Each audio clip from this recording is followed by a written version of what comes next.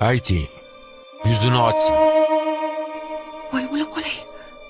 Shuncha nomahramni oldida yuzimni ochamanmi?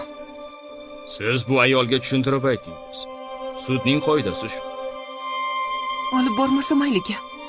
Harbiy sud masxarami bu kishiga? Voy sho'rim. Kofir bilan itning farqi yo'q.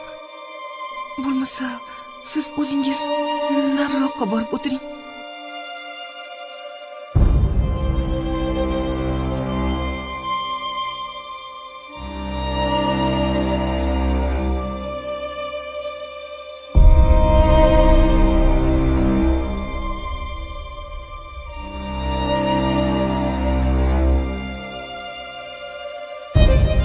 Aybdor Zebinisa Razzoq So'fi qizi harbiy sudning hukmi bilan 7 yil Sibir qildi.